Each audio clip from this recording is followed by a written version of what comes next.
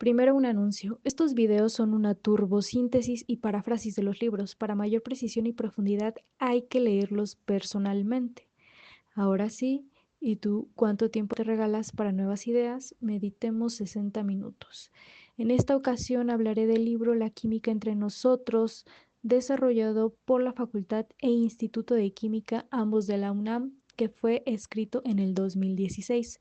Sobre los autores, tendremos un brevísimo contexto académico de cada uno, empezando por la Facultad de Química, que nació en 1916 en la Ciudad de México, gracias al presidente y general Venustiano Carranza, quien crea la Escuela Nacional de Ciencias e Industrias Químicas junto con el maestro jalisciense Salvador Agraz como su primer director, quien en 1965 la integra a la UNAM como la Facultad de Química. Actualmente esta facultad tiene 12 departamentos académicos, 6 licenciaturas, dentro de las cuales destaca la ingeniería química, como veremos más adelante, y también tiene 10 posgrados. Dentro de los premios y reconocimientos, aquí coloco los más recientes, dentro de los cuales se encuentra el Espíritu Agave Tequila, otorgado en el 2024 a la Facultad de Química por crear un banco isotópico. Igual en este año, la académica Liliana Romero obtuvo el reconocimiento dentro de las 25 mujeres más sobresalientes en la ciencia por crear un acero 6 veces más fuerte, durable, ligero y ecológico que el convencional. Sobre estas distinciones cabe resaltar el Premio Nobel de Química que fue otorgado al doctor Mario Molina en 1995. El Premio Nobel es el reconocimiento más importante y prestigioso del mundo, pues reconoce cada año a los hombres y mujeres más destacadas en la ciencia, literatura y sociedad. El doctor Mario Molina, nacido en la Ciudad de México y egresado de la carrera de Ingeniería Química de la Facultad de Química, lo recibió por su predicción en 1974 del adelgazamiento de la capa de ozono por la emisión de gases industriales, una hipótesis que hoy es realidad. Ahora, el Instituto de Química nace en 1941 también dentro de la Ciudad de México, gracias al ingeniero duranguense Fernando Orozco, quien en 1935 toma la dirección de la Facultad de Química y le realiza una reforma radical, administrativa y académica para quitarle el carácter técnico en favor de la investigación científica y así poder construir este instituto. Actualmente cuenta con 5 departamentos de investigación y 10 laboratorios. De la misma manera, los premios y reconocimientos que aquí coloco son los más recientes de acuerdo con su página oficial, dentro de los cuales me gustaría destacar el trabajo del doctor Manuel Soriano García, quien se distingue de sus colegas por haber obtenido 2 premios, uno en la categoría de microempresa y otro en la categoría de innovación. También importante destacar a uno de sus investigadores es a Luis Miramontes, quien en 1951 obtiene una mención honorífica. El doctor Miramontes, nacido en el estado de Nayarit, es egresado de la carrera de también la ingeniería química y del posgrado de ciencias químicas de la Facultad de Química. Este reconocimiento lo obtuvo porque sintetizó la molécula noretisterona, el principio activo de la primera píldora anticonceptiva. Esto se dio cuando trabajaba para la empresa extranjera Sintex como parte de su tesis en el Instituto de Química y que resultó en uno de los inventos más importantes de la humanidad.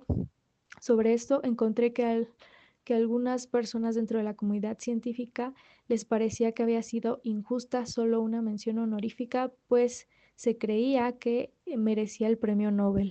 Después del brevísimo contexto académico de estas dos importantísimas instituciones del área de química en el país, hablaremos del libro, el cual nos expone 11 temas principales. El primero es la herencia cultural, el segundo la química computacional, la farmacología, los microorganismos, la catálisis, las enzimas dentro de los hongos, el oro, los rayos X, los quimiosensores, las emulsiones y los contaminantes en alimentos. El libro comienza con una breve introducción que da el director general de divulgación de la ciencia, José Franco, quien dice que en el 2016 la Facultad de Química cumplió 100 años y el Instituto 75, por lo que la UNAM convocó a sus investigadoras e investigadores para crear este libro que expone conceptos básicos de la química que interviene en la vida cotidiana. Dice que el deber principal de la ciencia es servir a la sociedad, desde explicarle los principios más básicos hasta mantenerla informada sobre el trabajo científico mexicano, para que conozcan los aspectos positivos y negativos de esta honorable labor. Uno de los temas abordados en este libro es la herencia cultural que presenta la doctora Delia Paola Lucero Gómez, representante en este caso del Instituto de Química y del LANXIC. Aquí presento una breve semblanza para que se pueda entender las decisiones y los movimientos que ha realizado la doctora para llegar a tener interés por esta área. Ella nos presenta el tema la antigua alquimia. Dice que el nombre árabe del alquimilla o alquimia fue utilizado durante siglos para referirse a la práctica de la ciencia con la magia, con la astrología, con el arte, con la medicina, con la metalurgia y con la electroquímica. También hace un recorrido a lo largo de la historia para identificar cómo fue que nació la química moderna actual. Dice que en el año 500 a.C. nace la física con el filósofo Tales de Mileto y la geometría con el filósofo y matemático Pitágoras, ambos de Grecia. Para el año 300 nace el atomismo con De Return Natura del poeta Lucrecio Caro de Roma. En el año 50 nace la química experimental con los filósofos musulmanes Avicena y Averroes, quienes destilaron alcohol etílico fermentando azúcar. Ya para nuestra era, en el año 1661, es cuando nace la química moderna. Nos dice que en 1661 el filósofo Robert Boyle del Reino Unido publica su libro donde contradice a Aristóteles sobre que la materia es formada por 4 elementos: aire, agua, fuego y tierra. En este libro nace la química moderna, el cual indica que la materia es en realidad formada por corpúsculos, partículas primarias organizadas de distintas maneras, lo que hoy se conoce como átomos. Aquí yo hago una breve aportación para entender más el concepto de materia que se verá a lo largo de este libro.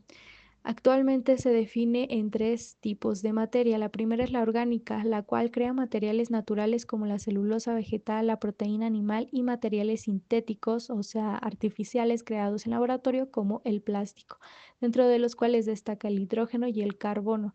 El segundo tipo es la materia inorgánica, que es la que crea materiales como el mineral, tipo diamante, el vidrio, la sal, metales como el acero y tierrosos como la cerámica. Aquí los que destacan son el sodio, el cloro y el silicón. El tercer tipo es una combinación de estas dos anteriores, que es la materia argonometálica, la cual crea materiales como la clorofila vegetal, la sangre animal y la luz LED azul, que entonces aquí hay una combinación entre carbono y sodio. La doctora también menciona sobre la herencia destruida. Dice que en México hay mucha herencia de materiales prehispánicos y artísticos, pero su recuperación es difícil porque están dispersos en todo el territorio mexicano y porque las fuentes documentales antes del siglo XVI fueron destruidas. Ejemplo de esa herencia cultural, pongo aquí una réplica del Tlalocán que se encuentra en el Museo Nacional, el Museo de Antropología e Historia, donde de alguna manera se puede ver representado el uso del color y las técnicas de aplicación, pero que, de acuerdo con lo que nos dice la doctora, así como esta representación y muchas otras, se desconoce la manera en que fueron desarrolladas. Sobre los colores naturales nos dice que son pigmentos extraídos de plantas o animales desde la época prehispánica, aunque las técnicas no están documentadas. Nos menciona que el perfil molecular de un pigmento se determina con 4 pasos. 1. Conocer el origen taxonómico. 2. Registrar el proceso de extracción y preparación, evaluar las metodologías del perfil molecular y establecer marcadores moleculares. Un ejemplo de esa extracción es la cochinilla de nopal, la cual al ser aplastada se puede obtener el color rojo. La doctora subraya más sobre el concepto de el marcador molecular, el cual nos dice que es una molécula que surge en determinadas condiciones y existen tres tipos básicos. El primero es el marcador taxonómico, que indica el origen del material como el ácido fosfólico, que solo se encuentra en la resina de este tipo de árbol. El segundo es el marcador antrópico, que indica la actividad humana que transformó el material como la calcita recristalizada que surge por calentar la arcilla. Y el tercer tipo es el marcador de envejecimiento, el cual indica la degradación del material como los norursanos y los noroleananos, que aparecen por la degradación del aceite vegetal. Sobre la época prehispánica, la doctora dice que actualmente en México el copal es un material cotidiano y se ha demostrado que se usaba como resina natural para hacer artesanías de ofrendas sagradas y como adhesivo para cuchillos de pedernal en la cultura azteca. Sobre la época muralista, la doctora nos dice, el muralismo fue el movimiento pictórico más importante del siglo XX en México, donde las obras de Rivera, Siqueiros y Orozco se distinguieron por dos cosas. La primera, mezclar materiales industriales como polímeros de pintura con materiales tradicionales como el copal para aglutinante. Y dos, por utilizar tecnologías nuevas como las pistolas de aire, técnicas que se pueden apreciar en muchos de los trabajos de estos tres artistas, como por ejemplo el que yo coloco aquí, que es el mural de Rivera en el Museo Cárcamo de Dolores, que a pesar del material donde iba a plantear a representar su trabajo, lo pudo lograr gracias a estas dos innovaciones. Y finalmente, sobre la aportación de la doctora Paola, nos habla un poco sobre la época actual. Dice que hoy aún existen edificaciones prehispánicas que tienen un excelente estado de conservación a pesar de los climas extremos, cosa que hoy claramente podemos constatar. Nos dice que los estudios indican que los materiales constructivos fueron mezclados con aditivos orgánicos como aglutinantes y la labor del LANXIC es buscar los marcadores moleculares que los identifica como el chapopote, ceras o gomas. Esto para hacer la construcción histórica de las técnicas que desarrollan nuestros antepasados y que posiblemente podrían resultar en innovaciones futuras. El tema 2, la química computacional, es presentado por el doctor Joaquín Barroso Flores, que de la misma manera es representante del Instituto de Química, pero en su caso del Departamento de Físico-Química. Aquí también presento una breve semblanza de su trayectoria académica y como distintivo también coloco su canal de YouTube, que por lo que busqué es el único investigador que ha abierto su página personal de YouTube para subir contenido académico, científico, lúdico de alguna manera. Él nos habla sobre la química computacional. Dice que la química estudia la transformación de la materia con la experimentación. Por eso es muy útil la química computacional, que utiliza y resuelve ecuaciones matemáticas que simulan la realidad del mundo químico para entenderlo a detalle y predecir el posible resultado de una reacción, lo que reduce las pruebas de laboratorio. También nos habla de la física cuántica. Dice que la química computacional es un puente entre la química y la física del mundo subatómico, ya que la física estudia la materia que es creada por la unión de los enlaces químicos. Esos enlaces son aún más pequeños que el átomo y la física clásica, que calcula el movimiento de la materia, no puede describir sus propiedades, sino la física cuántica, que piensa la materia como una partícula y una onda al mismo tiempo. Nos habla sobre la reacción química.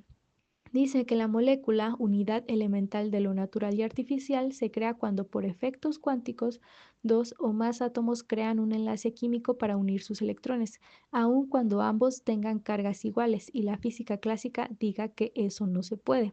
La reacción química ocurre cuando ese enlace se rompe o se une con otro átomo o molécula para regresar a la anterior o crear la nueva pareja electrónica de baile. Sobre esta asociación que hace el doctor, hago una aportación también independiente al libro sobre los tipos de reacción.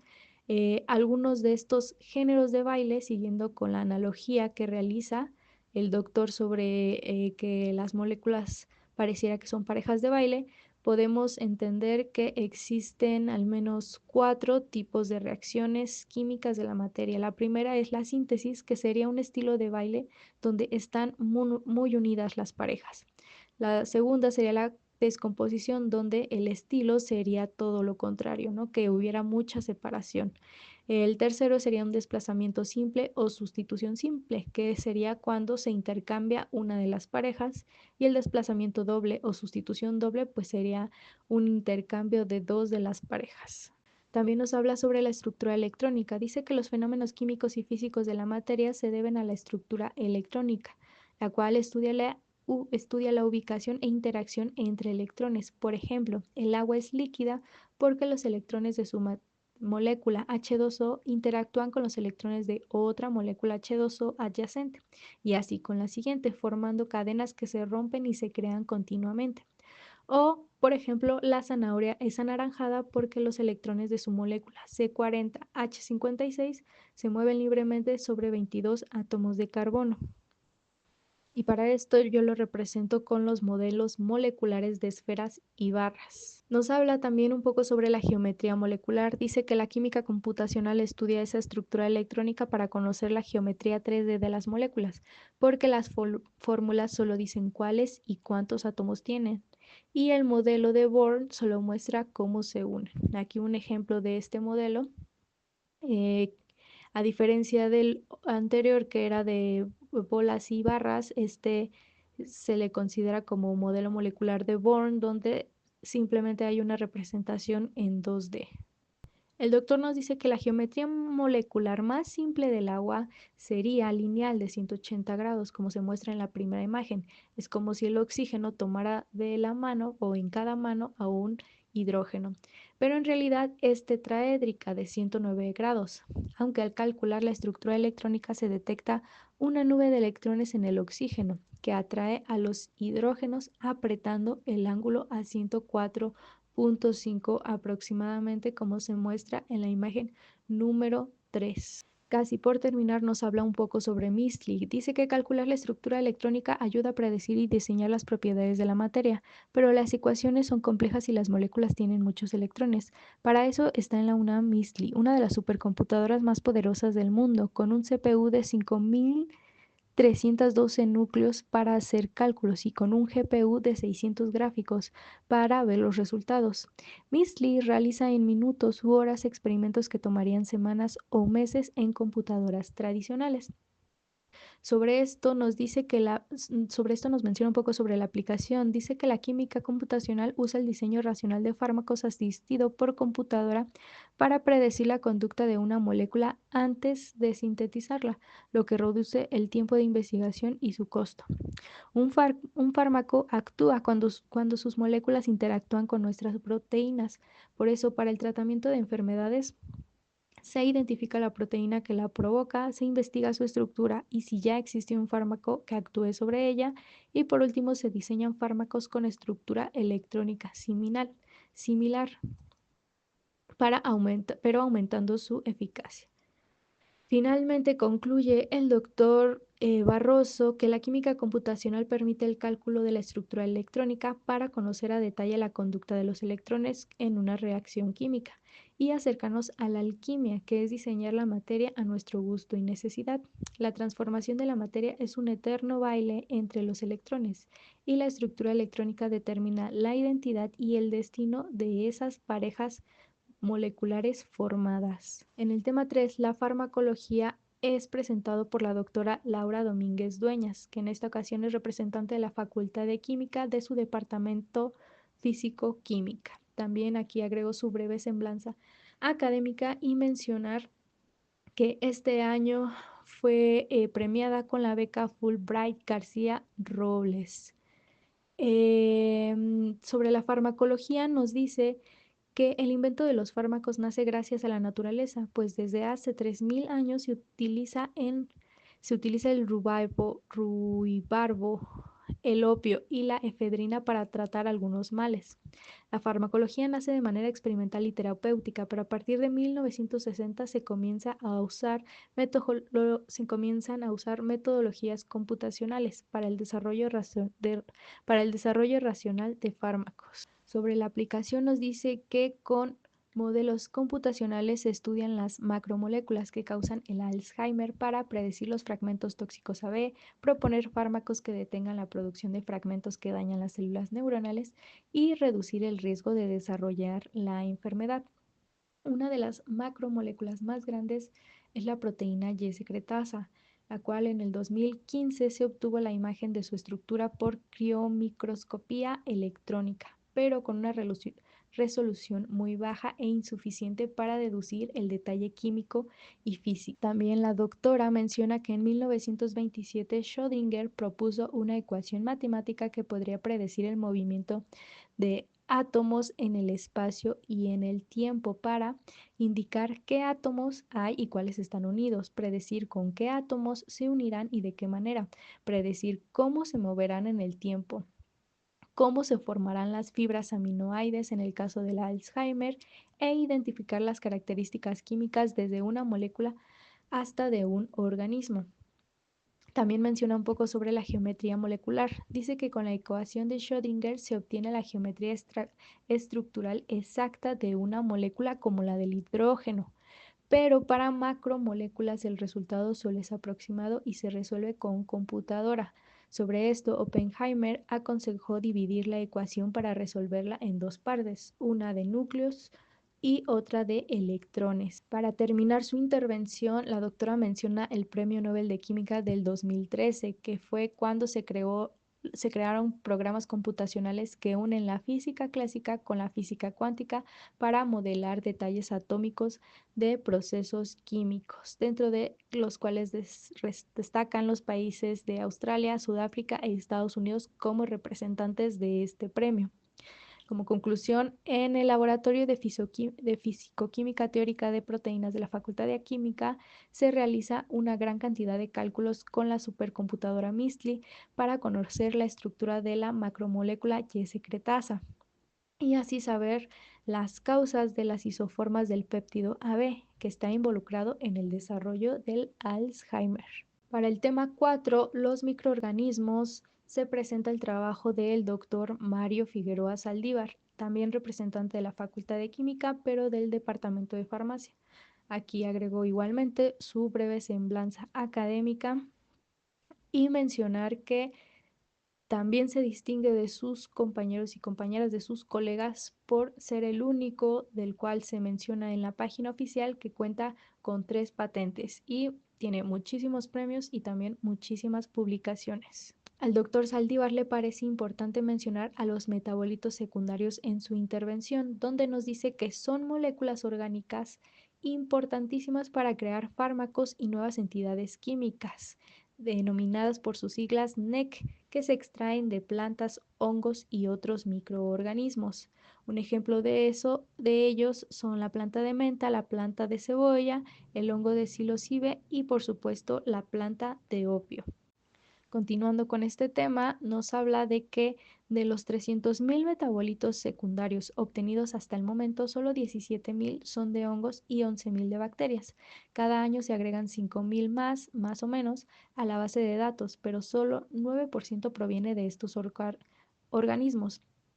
Dice que encontrar microorganismos en regiones inexploradas del planeta permitiría obtener moléculas únicas y con potencial bioquímico extraordinario, de donde podrían surgir nuevos fármacos para curar enfermedades.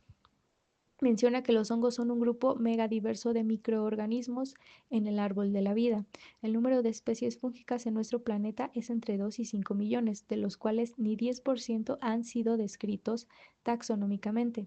En México se calcula que existen 200.000 especies de hongos, pero solo el 5% se ha identificado. Nuevamente, como una aportación independiente del libro, que me parece importante agregar fue este material que encontré mientras corroboraba la información de este libro, fue el trabajo llamado Albert Hoffman, el sabio que deshechizó a los hongos sagrados mexicanos y los convirtió en pastillas. Este fue el nombre del trabajo que el ingeniero Álvaro Estrada le dedicó al químico suizo Hoffman, quien gracias a la traducción que Estrada le facilitó con la curandera oaxaqueña María Sabina, fue que obtuvo datos sobre los hongos alucinógenos.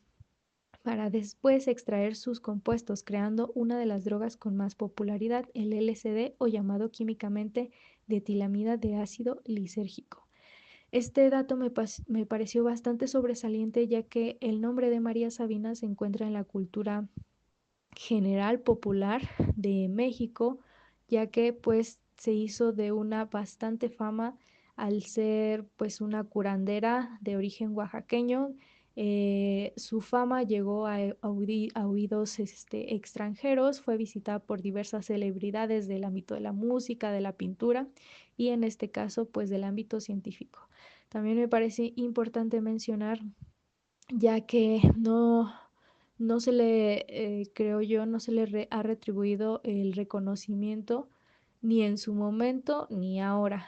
Como bien sabemos, a pesar de que se le dio esta fama a María Sabina, ella murió de pobreza extrema y esta fama, más que traerle cosas positivas a su vida, fue totalmente todo lo contrario. Entonces, desde el ámbito científico, académico, me parece un tanto triste que ni de esa manera se le haya reconocido a la contribución de información sobre el uso de diversos hongos. Continuando con esta información que el doctor Saldívar nos proporciona, nos menciona sobre los hongos saprótrofos, los cuales comen materia orgánica en descomposición y producen metabolitos secundarios novedosos, antibacterianos, antifúngicos, antivirales, antitumorales e insecticida.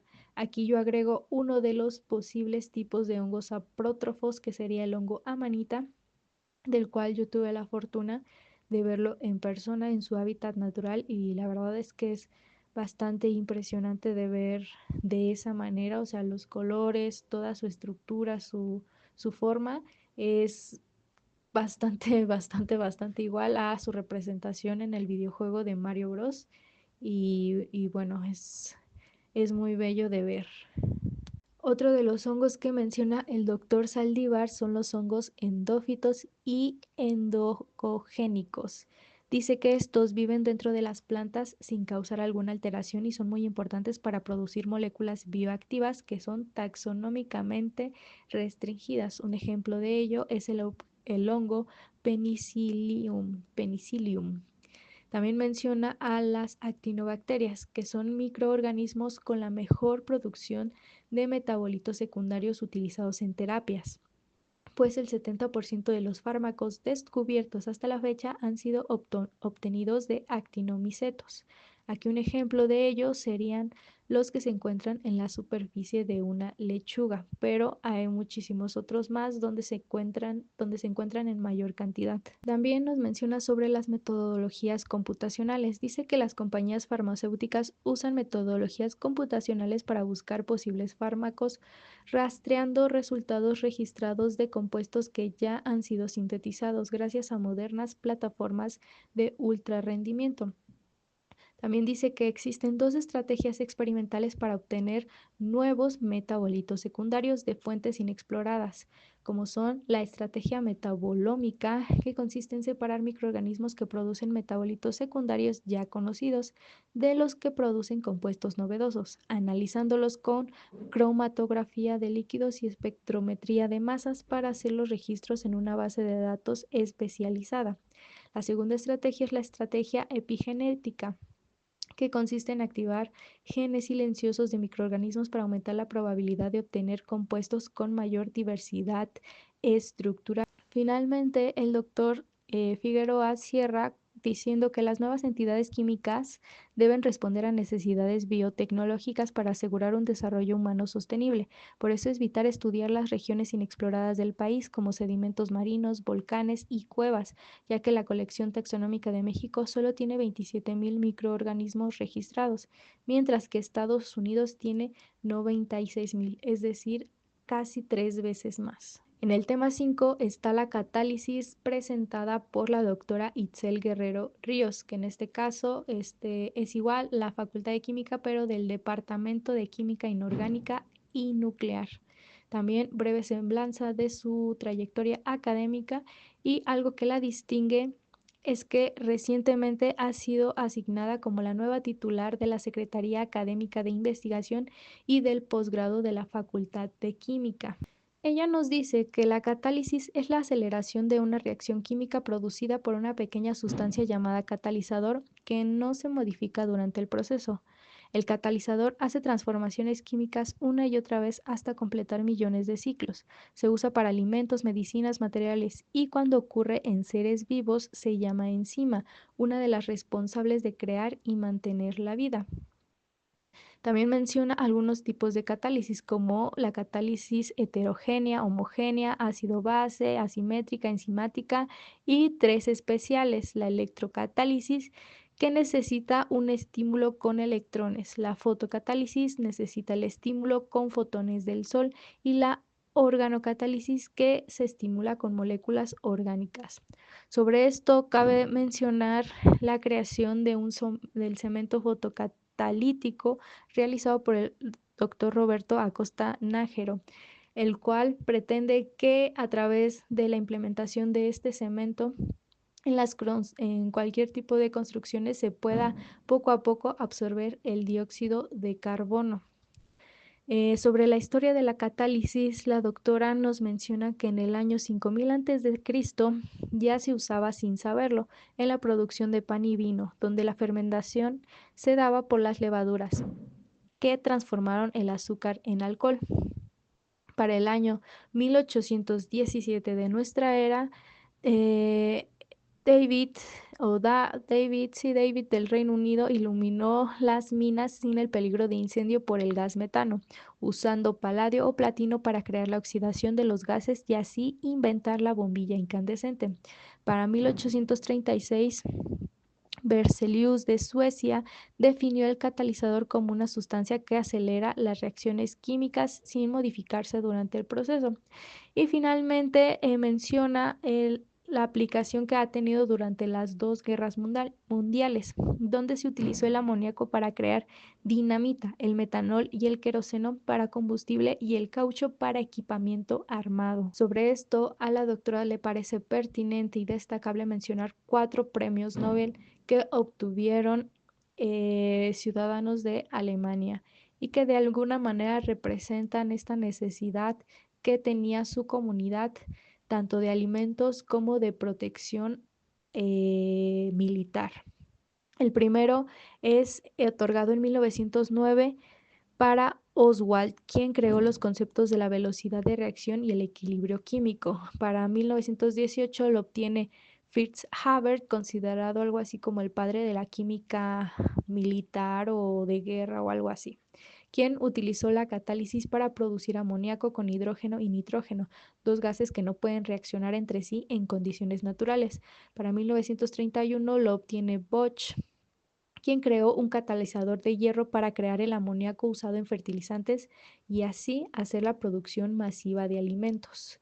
Y por último, en 1963 lo obtiene Siegel y Nata cuando crearon un catalizador de titanio para polimerizar gases de etileno y propileno y así hacer la famosa producción masiva de plásticos. Casi para finalizar, nos habla de dos categorías de la química. La primera es la química fina. Dice que hoy en día se usa la catálisis en el 80% de los procesos industriales en la llamada química fina, industria de donde provienen los fármacos y los polímeros. Por otro lado está la química verde, que durante las reacciones químicas nos dice que durante las reacciones químicas se crean productos indeseables, pero un catalizador puede obtener selectivamente solo el producto requerido, reduciendo los residuos y el uso de sustancias extras para la purificación. Esto disminuye los costos de producción y aumenta la velocidad para obtener productos, por lo que la catálisis es fundamental para la química verde, que prioriza investigaciones de conservación y mejoramiento ambiental de nuestro planeta. Finalmente, nos dice, hoy los catalizadores se enfocan en transformar desechos en productos y energía, porque se crean moléculas estables y se acumulan en grandes cantidades, como el glicerol y el bagazo de plantas, resultado del biodiesel o dióxido de carbono. Un catalizador puede transformar estos desechos en energía, en polímeros o moléculas con aplicación en la química. Para el tema 6, las enzimas, se encuentra la doctora Carmina Montiel Pacheco, también representante de la Facultad de Química, pero del Departamento de Alimentos y Biotecnología. Aquí muestro también brevemente su semblanza y mencionar que, bueno, casi todos los y las investigadoras de este libro tienen diversos premios, diversas reconocimientos, publicaciones, y casi todos cuentan con más de un postdoctorado o estancias postdoctorales. Entonces, a pesar de que ella no sobresale en cualquiera de las antes mencionadas, este, pues de todos modos tiene una trayectoria bastante sobresaliente y distinguida a diferencia de muchos otros de quienes terminan simplemente la carrera. Sobre esto menciona la doctora, bueno, después de esto, y la doctora menciona que las enzimas son proteínas que catalizan, o sea, que aceleran las reacciones químicas que produce el metabolismo para permitir la vida de los seres vivos, por lo que existen en la Tierra desde antes de la humanidad. Nos habla sobre la velocidad. Dice que las enzimas deben ser muy veloces como la anhidrasa carbónica, que convierte el dióxido de carbono y el agua en ácido carbónico. Esta reacción ocurre en los glóbulos rojos a una velocidad de 1.000.000 de reacciones por segundo y sirve para regular el pH, o sea, la acidez de las células y los fluidos corporales. Sobre la estructura dice que las enzimas están hechas por 20 aminoácidos que se polimerizan, es decir, se unen para crear la estructura tridimensional de la proteína, con puentes de hidrógeno, interacciones electrostáticas e hidrofóbicas. Este dinamismo permite diversas combinaciones que facilitan el reconocimiento de sustratos en sitio activo, el lugar donde la catálisis une esos sustratos con la enzima. Sobre la clasificación, nos dice que las enzimas se clasifican según el tipo de reacción que catalizan y se nombran agregando el sufijo asa a la reacción donde trabajan. Por ejemplo, la hidrolasa trabaja por la hidrólisis y la ligasa por las ligas o los enlaces. La hidrolasa nos dice que esta enzima ocupa la hidrólisis para que moléculas de agua rompan rápidamente las moléculas orgánicas que están en la lactosa. La hidrólisis necesita la catálisis de la enzima hidrolasa llamada beta-lactosidasa que rompe las moléculas orgánicas para que no lleguen al intestino grueso, porque ahí forman gases que causan malestar. Sobre la ligasa, dice que esta enzima ocupa la hidrólisis para que moléculas de ATPasa de miosa rompan rápidamente también moléculas de edosin trifosfático, el ATP que está en las células. La hidrólisis necesita la catálisis de la enzima ligasa llamada miosa que rompe las moléculas ATP para que liberen su energía y se puedan mover los músculos. Sobre la oxoderructosa en plantas nos dice, por ejemplo, que el amaranto es una planta mesoamericana que se consume en forma de alegría, en forma de dulce llamado alegría. Esta planta produce la enzima oxodorreductosa llamada betaína aldehído deshidrogenasa para catalizar la glicina beta,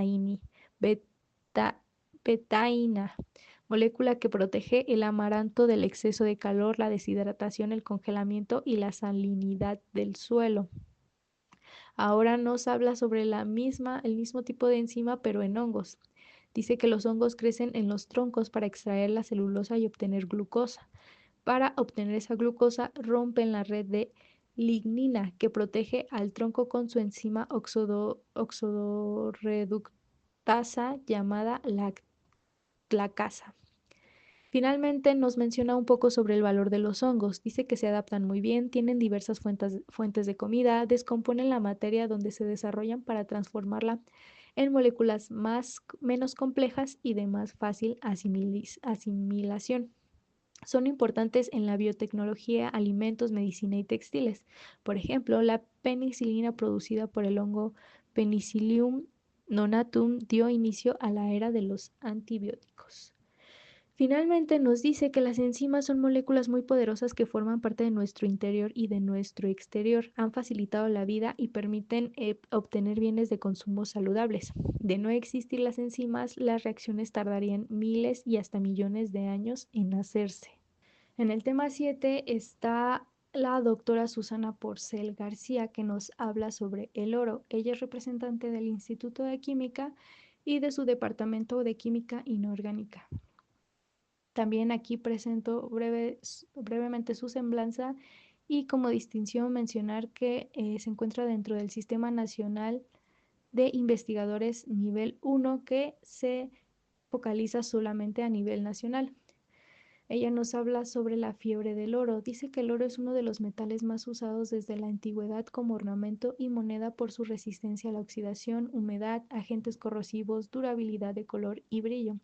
Sin embargo, por su aparente baja reactividad no se estudiaba, pero en el siglo XXI resurgió por el acelerado incremento de investigaciones sobre sus propiedades y usos, tanto que es el único elemento que tiene su propia revista, Gold Bulletin, donde se publican sus nuevas aplicaciones. Nos habla sobre su carga nuclear. Dice que el oro es especial porque su átomo posee una carga nuclear elevada. Esto significa que se aumenta la atracción entre sus núcleos y sus electrones, disminuyendo la distancia entre ellos. Estos electrones se aceleran cerca de la velocidad de la luz y experimentan fenómenos de la teoría de la relatividad de Einstein. Y finalmente esto hace que aumente su masa y crea propiedades físicas y químicas especiales. Algunas de esas propiedades son, por ejemplo, las físicas, que cuando tienen nanopartículas, que son aquellas que miden menos de 100 nanómetros, cambian su color, su conductibilidad y su punto de fusión.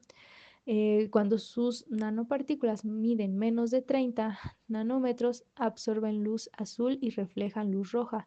Cuando miden más de 30, ocurre lo contrario.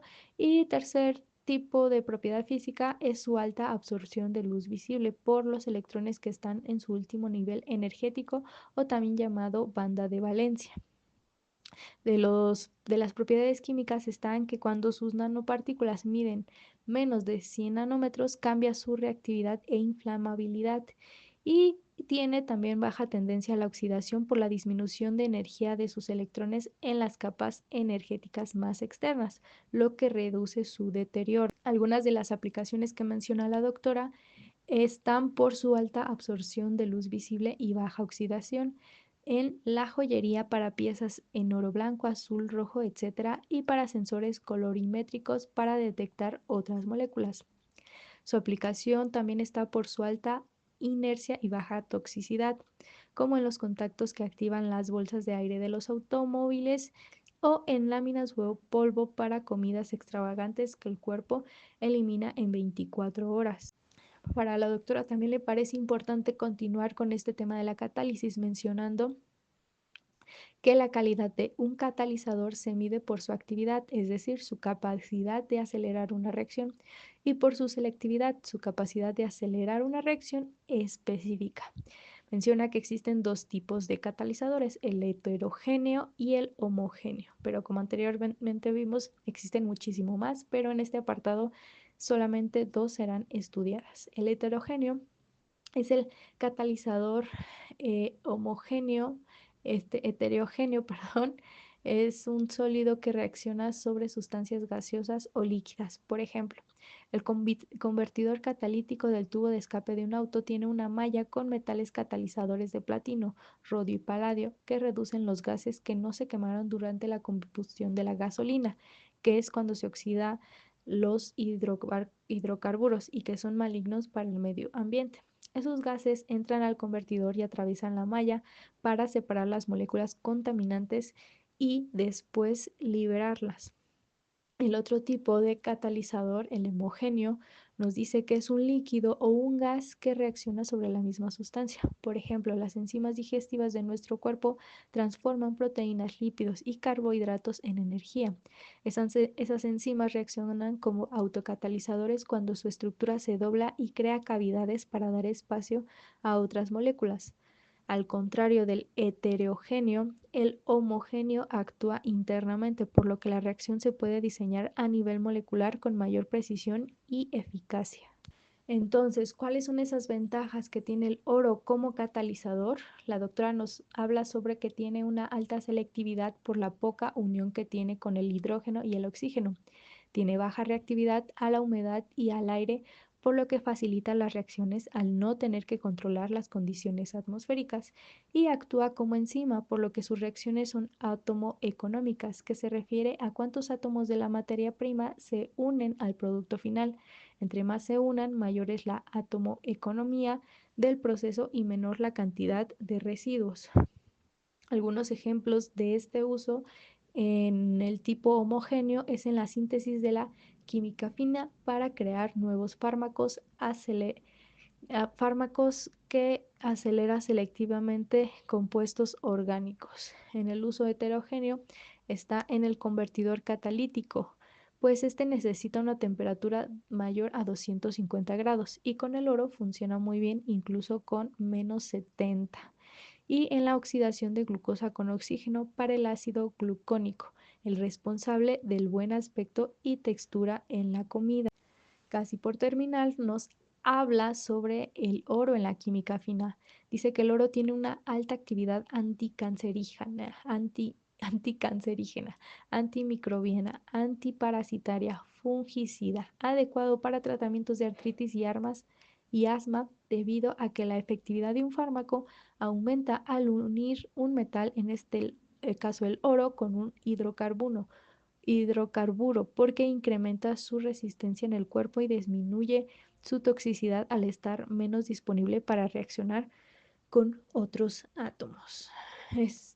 Como conclusión, nos dice que las propiedades del oro que se han mencionado responden a los objetivos prioritarios de la química del siglo XXI para hacer procesos más eficientes, como minimizar el consumo de energía y materiales, utilizar las sustancias más seguras y las menos tóxicas, y para minimizar los residuos.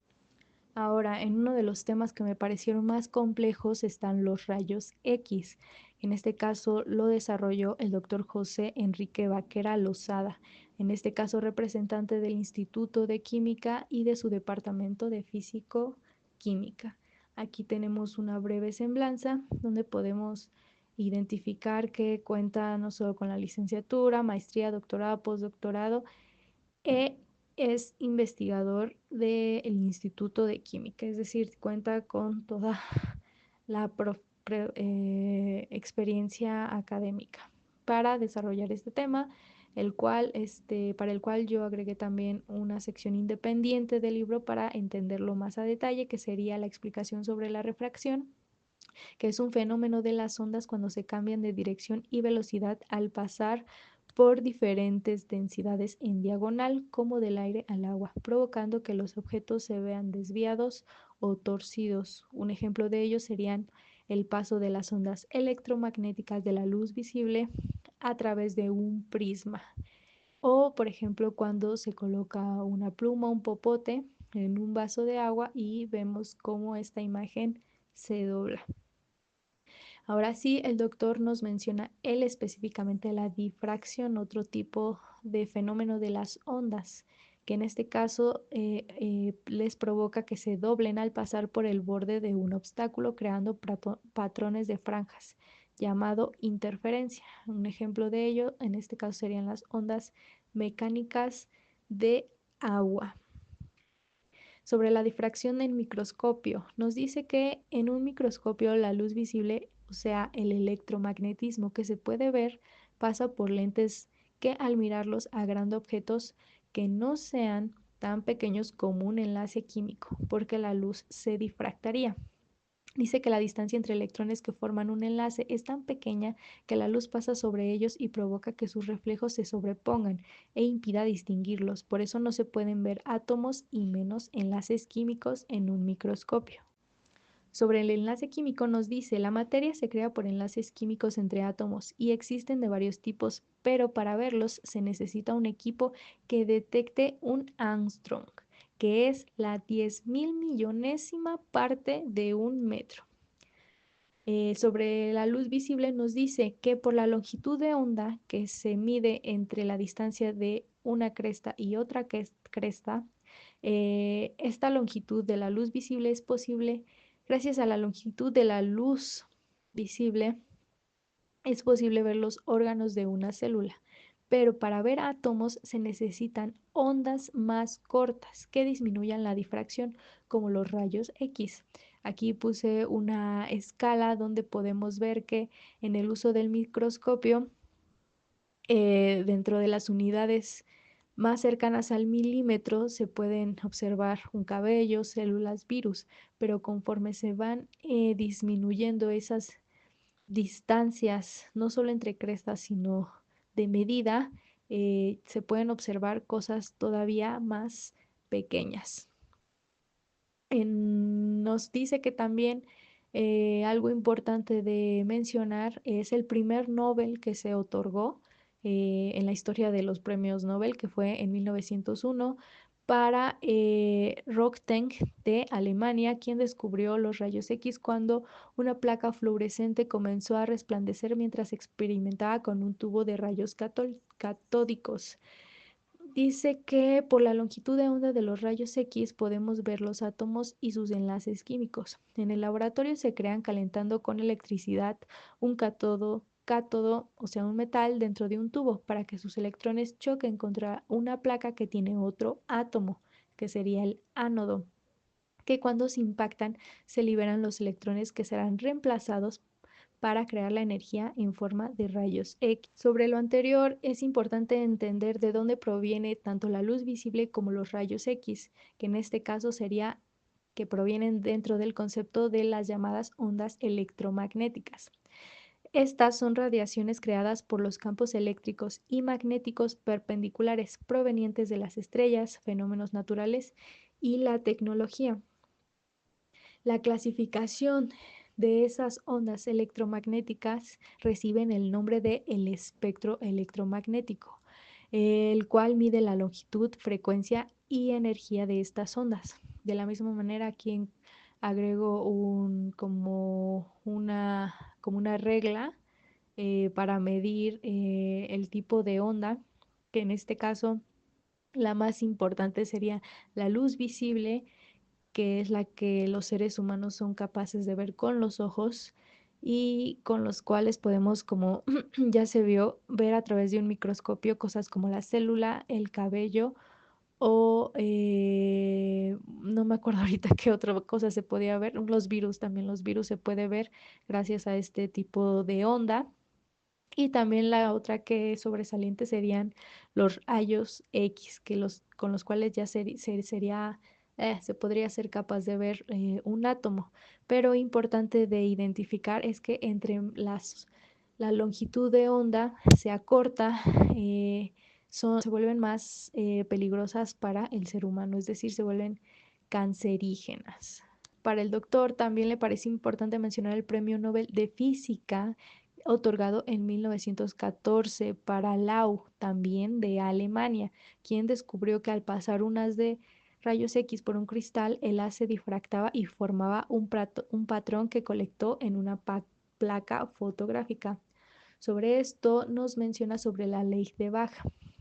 Dice que el descubrimiento del Laue fue descrito matemáticamente, seguramente lo estoy pronunciando súper mal, pero bueno, el descubrimiento del agua fue descrito matemáticamente por la ley Bach con la ecuación que aparece ahí, la cual explica que si los rayos X pasan a través de los átomos de un cristal, se demostraría si las ondas se sobreponen o no. Es decir, con este experimento, en el primer ejemplo nos dice que las ondas estarían en fase si se muestran puntos de difracción como se muestra de su lado derecho. Es decir, cuando las ondas coinciden en sus crestas, se reflejarían en una placa. Cuando no coinciden esas crestas, es decir, que de alguna manera chocan con los átomos, no se mostraría nada. Es decir, que no están en fase y las ondas se cancelan unas a otras. Por eso en la imagen derecha no se observa ningún punto, ninguna representación. También el autor nos menciona sobre la importancia de este descubrimiento, que en 1915 se le otorgó el Premio Nobel de Física a tanto el padre como el hijo Bach. A ellos, además de crear la ley, crearon el espectrómetro de rayos X para ver la estructura de cristales, el invento más importante para conocer las propiedades de las moléculas. Otro tema importante que toca el doctor es las matemáticas para ver las estructuras. Dice que existe pérdida de datos por también la difracción de rayos X, que se compensa suponiendo que los átomos de cristal son esféricos, pero para ver la estructura de enlaces que no son esféricos, se necesita resolver muchas ecuaciones con tecnología para ver los tipos de enlaces que existen, cómo se relacionan con la reactividad, cómo son las fuerzas que los mantienen unidos, cómo se modifican los enlaces por cambios en las condiciones extremas, tipo presión o temperatura. A pesar de ello, el doctor nos habla sobre la difracción de rayos X y su importancia, ya que además de cristales, la difracción ha ayudado a descubrir miles de estructuras de la materia que han merecido 24 premios Nobel, como el descubrimiento del grafito, del benceno, de la penicilina y del famoso ADN descubierto por Rosalind Franklin. También habla un poco sobre qué es el ciclotrón, el cual comienza explicando que la difracción de los rayos X deja ver enlaces químicos, pero la resolución del equipo de laboratorio impide distinguir entre los electrones de enlace y los del átomo. Solo el 1% está en enlaces, por lo que se requiere una resolución millones de veces más nítida, la creada por un ciclotrón. Eh, el ciclotrón es un acelerador de partículas cíclico y el más grande mide 27 kilómetros. En él se giran y aceleran partículas para liberar energía y luz de rayos X. Su costo es muy elevado, por eso solo algunos países lo tienen, como China, Alemania, por supuesto, Estados Unidos, Japón, Francia, India, y en Latinoamérica solo lo tiene Brasil. Esta parte yo la ilustro con el posible ciclotrón que se construiría en México, en el estado de Hidalgo, pero por lo último que revisé, no se concluyó la inversión, no se llegaron a acuerdos con el gobierno o con la empresa privada, no recuerdo quién estaba apostando por esta construcción, pero lo que sí existía pues es este render de cómo se vería. En conclusión, el doctor Barquera Lozada dice que los rayos X sirven para ver los esqueletos de los seres vivos y el mundo nanoscópico de los átomos y los enlaces que se unen para formar toda la materia que existe a nuestro alrededor. Hoy ya es posible ver cómo están situados los electrones alrededor de los enlaces. En el tema 9 está los quimiosensores, que es presentado por el Centro Conjunto de Investigación en Química Sustentable, un centro que está en colaboración de parte del Instituto de Química con la Universidad Autónoma del Estado de México.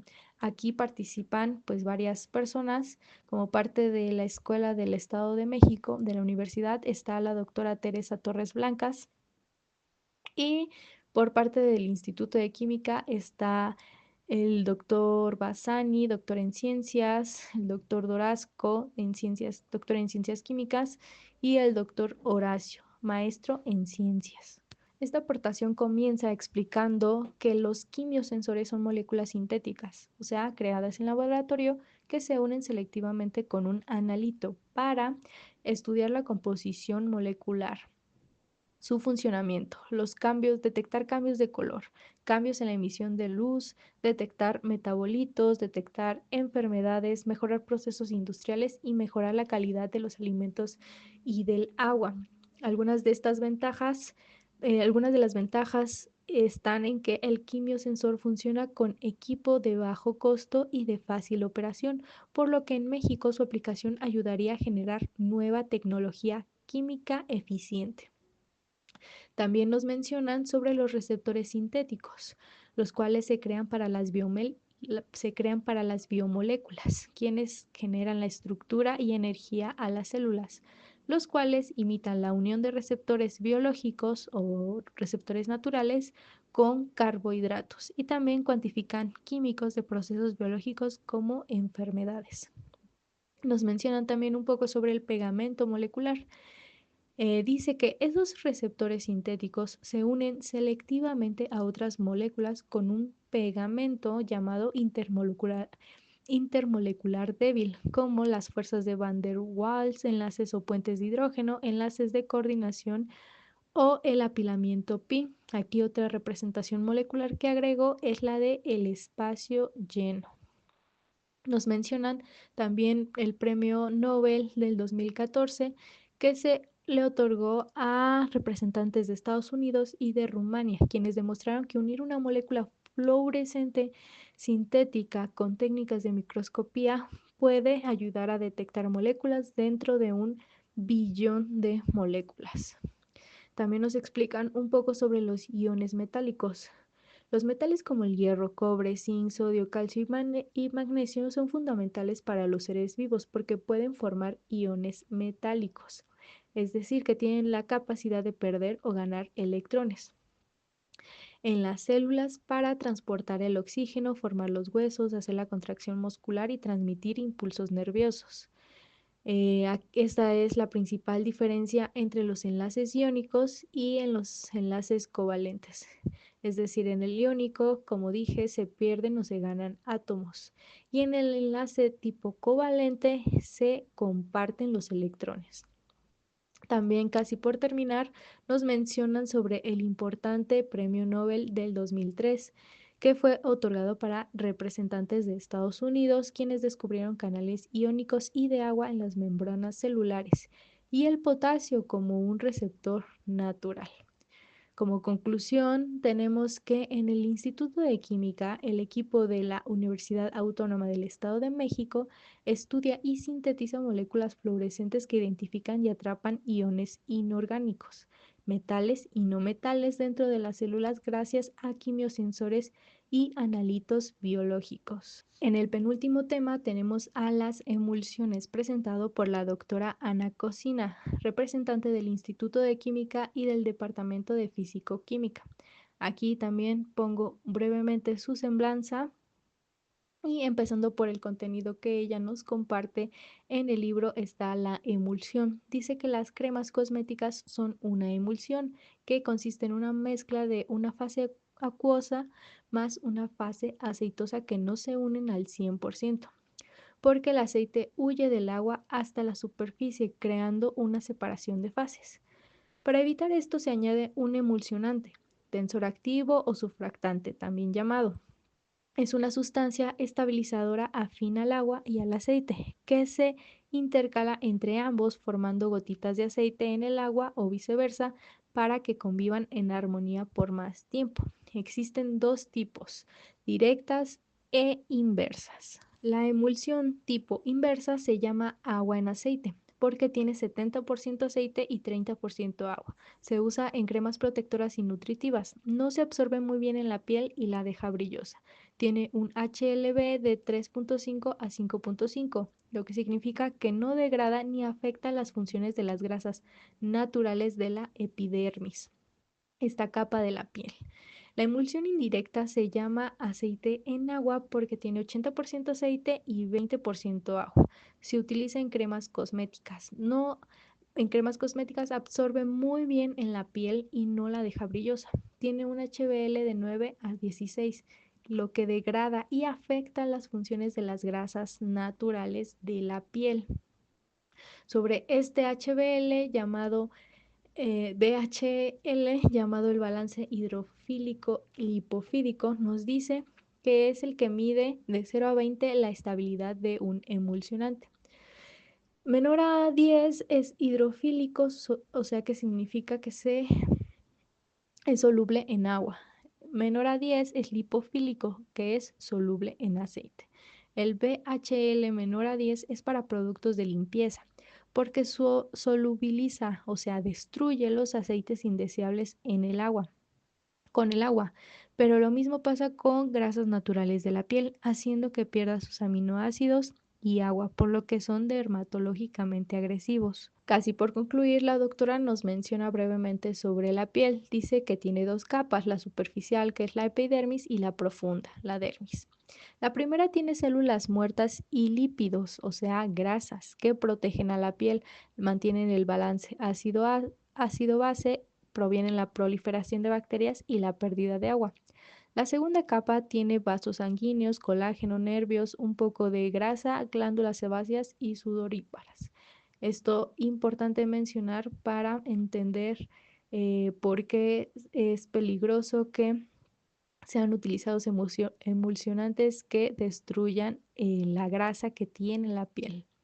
Sobre los liposomas, la doctora termina diciendo que también existen cremas que tienen liposomas, o sea, burbujas huecas con una capa de lípidos y una vida útil de hasta 14 meses si el envase tiene un dosificador que evite la oxidación por el aire y si se guarda en el refrigerador. Finalmente nos dice, no todas las emulsiones directas son dañinas, ni todas las inversas dejan brillo. Eso depende del precio. Las más baratas producen efectos indeseados por usar emulsionantes detergentes, mientras que las emulsiones más caras la calidad mejora, pero el precio se eleva para que las empresas también obtengan sus ganancias. Por último, está el tema de los contaminantes en alimentos, desarrollado o presentado por el doctor Rob García Arrazola, representante de la Facultad de Química y su Departamento de Alimentos y Biotecnología. Aquí también pongo brevemente su semblanza y de empezar diciendo que la contaminación química fue expuesta en el 2002, ya que la OMS identificó un crecimiento exponencial en la obesidad, el cáncer, la diabetes y el autismo, enfermedades relacionadas con el sistema endocrino que regula el flujo de hormonas, las cuales viajan en nuestro cuerpo para controlar su funcionamiento. En el laboratorio se encontró que sustancias químicas llamadas disruptores endocrinos como fármacos, parabenos de cosméticos y aditivos alimentarios afectan el sistema endocrino. Los disruptores endocrinos nos dice que se almacenan en fuentes naturales como la leche de soya o en fuentes artificiales como los empaques alimentarios y una vez identificado su origen, se determina su destino, porque es importante saber el camino que recorren en nuestro cuerpo y en el entorno. Por ejemplo, cuando tomas un antibiótico y lo desechas en el baño, llega a las aguas residuales y después al suelo, que puede ser de cultivo, creando una ruta de contaminación, pues una vez que llegan los contaminantes al medio ambiente, también llegan al ser humano y viceversa, aunque nunca estamos separados. Somos un mismo ecosistema, una misma familia. Sobre los cosméticos, nos dice que se encontró que el 99% de 40 mujeres con cáncer de mama tienen ésteres de parabenos en sus tejidos. En los alimentos existe el compuesto, por otro lado, en los alimentos existe el compuesto bisfenol A, BPA, que migra del paquete a la comida y se ha identificado como una sustancia de alto riesgo, especialmente para las madres que amamantan a sus bebés, porque estos disruptores endocrinos se almacenan en las grasas y sobre todo en la grasa materna. Algunas medidas contra el BPA están, por ejemplo, en Francia, que se ha propuesto una ley para prohibir el contenido de BPA en cualquier contenedor de alimentos. Por su parte, la industria alimentaria propone recubrimientos internos de alimentos libres de BPA. En México se ha relacionado el parto prematuro con las concentraciones de BPA en la sangre y por esto se creó un estudio para asociar la obesidad infantil con el contenido de BPA en la orina. Como conclusión, el doctor García nos dice que los contaminantes en los alimentos son consecuencia de haber diseñado medicamentos, cosméticos y aditivos sin considerar las consecuencias al medio ambiente y hacia nosotros mismos. El riesgo de este tipo de contaminantes es latente porque afecta la calidad de vida de nuestra generación y las siguientes. Y ya, hasta aquí termina la paráfrasis. Les dejo las fuentes de consulta que tuve que visitar para entender y confirmar algunos datos, que como pueden ver fueron muchísimas porque después de leer esto me doy cuenta y ahora entiendo que, híjoles, la química está muy cabrona, esa es la palabra, y ligado a ello quisiera terminar con muy sincero y efusivo agradecimiento al recién asignado director de la Facultad de Química, el director Carlos Amador Bedoya, quien me recibió en su clase de cálculo con mucha cordialidad, lo que me permitió echar un vistazo más profundo y un tanto rudo a las matemáticas vistas desde la química. Para mí fue todo un acontecimiento verlo y escucharlo, no solo por ser el director, sino por tener una manera bastante peculiar y distinguida de pues conducirse ante una clase, ante una forma de ser en general. Me parece que sobresale bastante de sus colegas.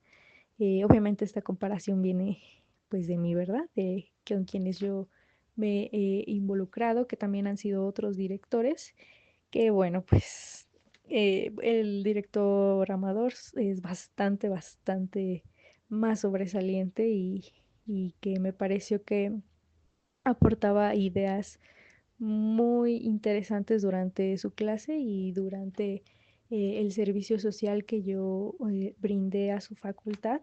Para mí fue todo un acontecimiento verlo y escucharlo, aunque mis neuronas se apagaban y encendían durante las 2 horas de clase, como las luces de Navidad, pero con cierta fortuna pude atrapar las ideas más sobresalientes que compartió. Es por ello que concluyo mi servicio social entregando esta sencilla pero muy honesta aportación a los y a las estudiantes que compartieron una etapa de su formación junto a mí. Espero sea de utilidad para que su recién comenzado camino sea libre de obstáculos menores, para que prontamente puedan poner a prueba sus capacidades con retos aún más desafiantes. Finalmente, ahora sí, como cierre 2.0, final cierre, ya ahora sí cierre, me gustaría comentar una reflexión que tuve durante la elaboración de mi servicio, durante las actividades que se me fueron asignadas, así como durante la elaboración de este material, que fue que eh, cuando yo quería consultar algunos datos, alguna información, corroborarla en sitios serios de prestigio, resultaba que en su mayoría están en inglés. Incluso los artículos de los y las investigadoras que presentaron este libro están en inglés. Para esto pueden haber distintas posturas. La mía es que el objetivo que busca este libro sobre informar a la sociedad sobre el trabajo que se ha hecho en México en materia científica, pues no cumple su función, puesto que otras instituciones dentro de pues su materia no tienen esa misión, puesto que así como yo, una persona ajena al área, como otros estudiantes de primer ingreso o personas aficionadas al área que quisieran indagar un poco más, no solo de manera superficial, sino saber de qué manera realmente se están aplicando todas estas ideas, todos estos conceptos, todo este conocimiento, pues no se puede hacer puesto que está en otro idioma, sobre todo en inglés. Entonces creo que como cierran, me gustaría decir que esto a mi parecer contribuye a un ciclo vicioso que por muchos años se ha querido romper en México y que pienso que poco a poco se está perdiendo esta idea de que importa más lo que están haciendo países extranjeros, los llamados primer mundo, y que hay que estar al nivel, ¿no? A la altura. Pero también considero que cada país tiene sus propias problemáticas, sus propios intereses y que a eso debería y que a eso debería responder la ciencia, ¿no? Y cualquier otra área. Entonces, como digo, pueden haber muchísimas posturas sobre este punto. Solo sí aclarar que mi cuestión no es limitar o restringir de alguna manera que el trabajo mexicano se internacionalice, sino que primero hay que atender este pues las carencias que existen en el país, aunque eso signifique posponer de alguna manera desarrollos que se consideran a nivel internacional los top, ¿no? O los que están a la vanguardia, los que traerían, entre comillas, lo que realmente necesita la humanidad actualmente o en años próximos, sino que se enfoquen primero en los problemas, en las necesidades y en los intereses que el país de origen tiene. Ahí se los dejo para que cada uno, cada una reflexione sobre este punto, este xenofóbico para algunas personas, para otras que en ese grupo me incluyo, sería un poco más de crítica, ¿no? Crítica hacia el mismo país, más allá de estar criticando, viendo qué está pasando en otros lados, una crítica hacia el mismo país. Y ya, con eso los dejo que vean sus TikToks graciosos que yo disfruto mucho, o los chismes del momento, pero pues sí tener otras ideas en mente para que cuando aparezcan oportunidades que puedan cambiar el rumbo de algunas situaciones se puedan, se puedan tomar con otra visión y que esto pueda contribuir a que ocurran otras cosas más interesantes en, en nuestro país o en el país de donde sea que seas.